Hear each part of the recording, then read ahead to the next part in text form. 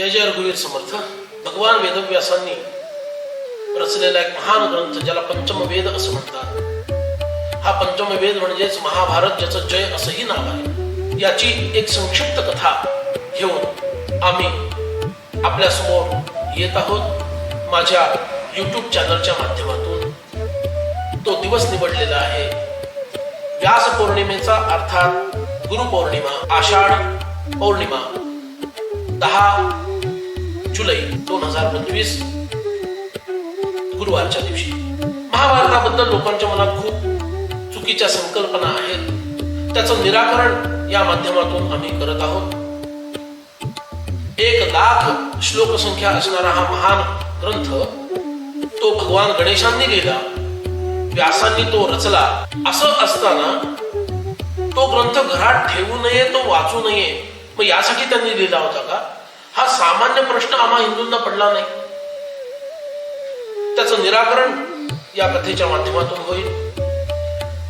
तुम्ही वेगळ्या वेगळ्या दूरदर्शनवरच्या मालिका, सिरियल्स बघून महाभारत ऐकलं पाहिलं असेल. त्याच्यात काही चुकीच्या गोष्टी ज्या मूळ ग्रंथात नाही आहेत अशाही दाखवलेल्या असतात, अतिरंजित करून दाखवलेल्या असतात, कथानक बदलून दाखवलेले असतात. तर त्याच्यातही तफावत तुमच्या लक्षात येईल. धर्म, अर्थ, काम आणि मोक्ष शिकवणारा हा महान ग्रंथ, आपल्या या सर्व संकल्पना स्पष्ट करणारा हा ग्रंथ आपल्या समोर आम्ही मांडत आहोत. खरंच 5 पती असणारी द्रौपदी ही पतिव्रता होती का? कर्ण, ज्याला दानशूर म्हटलं जातं, तो खरंच दानशूर होता का? भीष्म, द्रोण, कर्ण इत्यादिकांच्या ज्या हत्या किंवा वध झाले युद्धामध्ये, हे अधर्माला धरून होते असं म्हटलं जातं. तो खरंच अधर्म होता का? एकलव्याचा अंगठा कापला उजव्या हाताचा, हे द्रोणाचार्यांनी योग्य केलं का?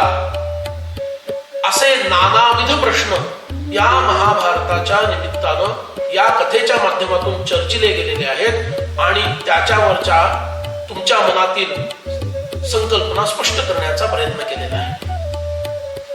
तेव्हा आवर्जून ही महाभारताची संक्षिप्त काय असणारी कथा आपण श्रवण करावी. ती वेगळ्या वेगळ्या एपिसोड्सच्या माध्यमातून आम्ही दाखवणार आहोत. अंदाजे 1 तासाचा हा कालावधी असेल. 28 ते 30 एपिसोड्स असतील. तर ही सर्व माहिती आपल्याला योग्य वेळेला युट्यूबच्या माध्यमातून उपलब्ध करून दिली जाईल. आपण त्याचा अवश्य लाभ घ्या अशी मी आपल्याला विनंती करतो. जय जय रघुवीर.